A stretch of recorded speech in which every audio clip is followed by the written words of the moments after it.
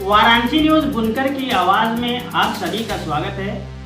वाराणसी और उसके आसपास की क्षेत्रों की खबर पाने के लिए अभी तक आपने वाराणसी न्यूज बुनकर की आवाज को सब्सक्राइब नहीं किया है तो सब्सक्राइब जरूर कर लें।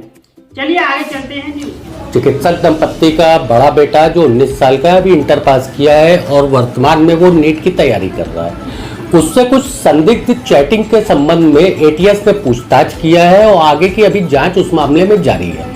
अचानक मीडिया में एक अजीबोगरीब ह्यूमर फैल गया। हम आपको साफ बताते चले कि अधिकारियों ने किसी तरीके की कोई भी इस मुतल्लिक जानकारी किसी भी मीडिया कर्मी को नहीं प्रदान किया कि ये जांच कैसी है, मगर हमारी इंटरनल जो जानकारी निकल के सामने आई, ये जांच सिर्फ और सिर्फ उस संदिग्ध चैट से संबंध में थी जो छात्र है नीट की तैयारी कर रहा है उससे थी।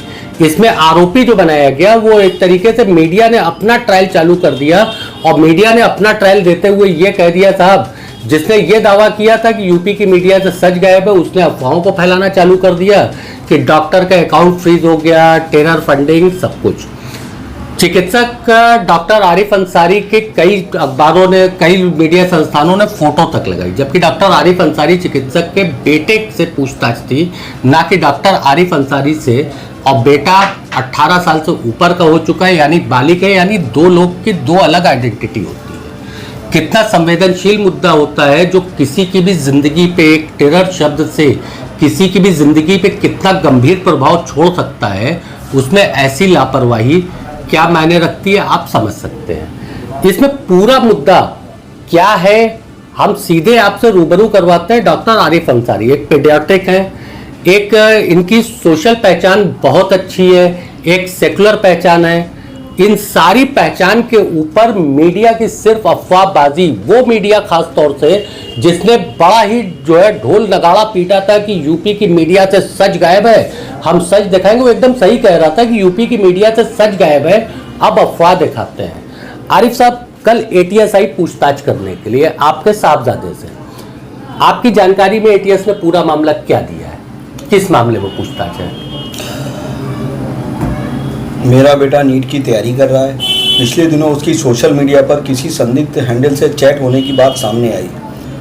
कल जो एटीएस ने मेरे बेटे से पूछताछ किया, इस पूरे मामले में किसी प्रकार का मेरे संबंध में कोई जांच नहीं है। मीडिया से ये बात कहाँ की से आई मुझे पता नहीं, ना किसी आधिकारिक स्रोत से बात हुई है। अच्छा, एक सवाल ये था कि मीडिया ने इस तरीके की चीज़ें दिखाई कि आपका अकाउंट फ्रीज हुआ, टेरर फंडिंग, आपका मोबाइल जब्त हुआ, ऐसा कुछ नहीं है एक्चुअली। क्या कोई आपका मोबाइल जब्त हुआ? नहीं, बच्चे के मोबाइल ले गए हैं और टैबलेट ले गए हैं और उसकी फोरेंसिक जांच करेंगे। मुझे मीडिया पे पूरा, इन लोगों पे जो अधिकारी लोग आए थे उन लोगों ने पूरा सपोर्ट किया और बहुत अच्छे से बात की और मुझे उम्मीद है कि सब कुछ ठीक रहा तो बच्चे को मौका मिलेगा आगे लाइफ में काम करने का। हमारा बच्चा थोड़ा दवाएं ले रहा था, डॉक्टर अंकित पांडे के अंडर में ट्रीटमेंट उनका चल रहा था डिप्रेशन का, और थोड़ा सा बच्चा परेशान है और माइंड उसका थोड़ा सा बहका।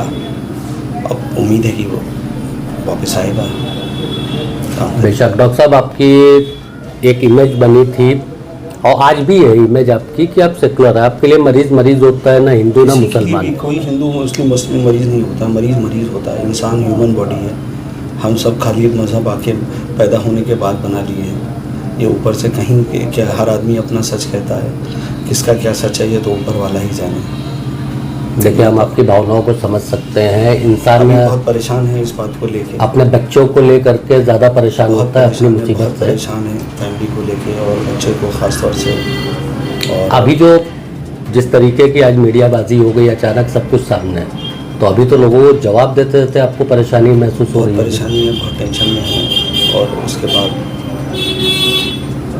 उम्मीद है कि जांच एजेंसी सब अच्छे से काम करेंगी तो हमारे बच्चे को रिलीज करेंगे, हमें पूरा भरोसा। जांच एजेंसीज ने कल आपके सामने आपके बेटे से पूछताछ पूरा बहुत ही विधिवत, ऐसा कुछ नहीं है, बहुत ही सम्मानजनक स्थिति में बातचीत की और हमने उनका कहना था कि बच्चे को एक मौका मिलना चाहिए और वो भी एक देश का नागरिक है। ये मामला अभी जांच के दायरे में, जांच के दायरे में, और वो भी बच्चे के एक संदिग्ध चैटिंग पे। हाँ, संदिग्ध चैटिंग पे आपका कोई उसमें वो नहीं, मैं कोई कहाँ से टेरर कुछ फंडिंग involve नहीं? हो जाऊंगा? मैं कहाँ से छोटा मोटा क्लिनिक चला के आदमी कैसे कैसे हॉस्पिटल रन करा रहा है वो हम ही लोग जानते हैं। दूर से बैठ के सब बहुत अच्छा लगता है। एक डॉक्टर से पूछे क्लिनिक का चलाना और पेशेंट को बुलाना, सही करके भेजना, ये आसान काम नहीं है।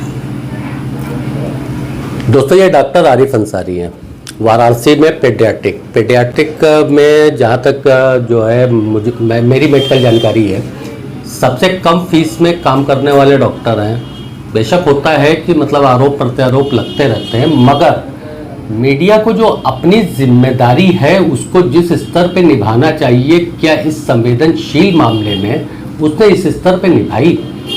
क्या एक बड़ा सवाल है कि सिर्फ उर्दू नाम के वजह से आप कोई भी शब्द कुछ भी बोल सकते हो और साथ में आप एक लाइन लिख देते हैं अपुष्ट जानकारी के अनुसार।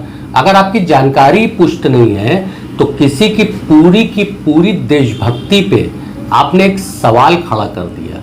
और आप ही हैं जो बड़ा ढोल नगाड़ा पीट करके यूपी में आए थे कि यूपी की मीडिया से सच गायब है। तो आखिर भाई सच गायब है तो कम से कम अफवाह तो नहीं है।